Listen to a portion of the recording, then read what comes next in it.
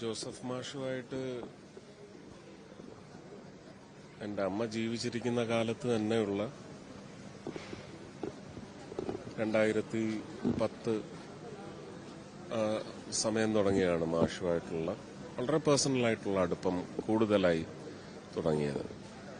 അമ്മ മരിച്ചു കിടക്കുമ്പോഴും ബോഡിയുടെ അടുത്ത് ഒരുപാട് നേരം വന്നിരുന്ന വിഷമത്തോടെ ഇരുന്ന മാഷിന്റെ അരുമ ശിഷ്യയായിരുന്നു എൻ്റെ അമ്മ.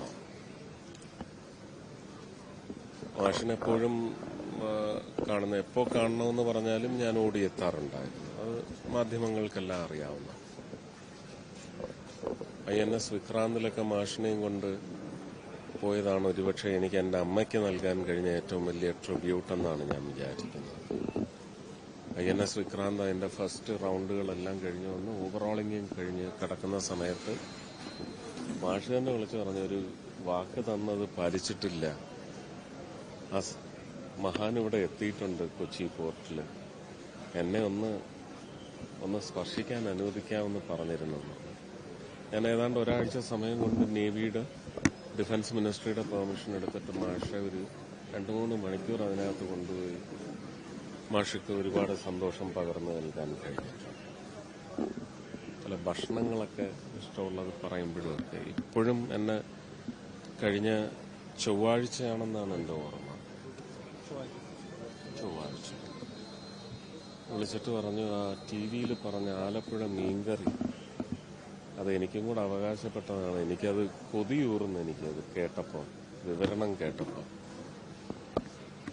ഞാനപ്പോൾ തന്നെ പറഞ്ഞു, ഈ സെഷൻ ഒന്ന് കഴിഞ്ഞാൽ ഞാൻ ഓടി വരാം. ഓണത്തിന് മുമ്പ് തന്നെ ഞാൻ കാർത്തിയാനിയിൽ കൊണ്ടിരുത്തി അവരെ കൊണ്ട് ചേർത്തലക്കാരെ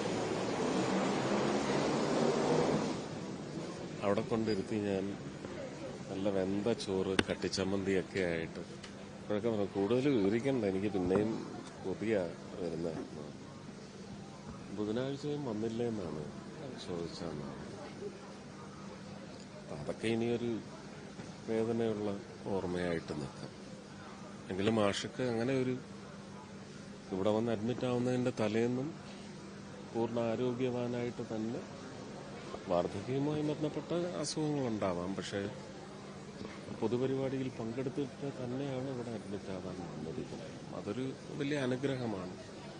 അങ്ങനെ അധികകാലം ഒന്നും ദുരിതം അനുഭവിച്ച് കിടക്കാതെ സ്വർഗം പ്രാപിച്ചു എന്ന് തന്നെ വിചാരിച്ചുകൊണ്ട് ആത്മാവിന് വേണ്ടി പ്രാർത്ഥിക്കുക.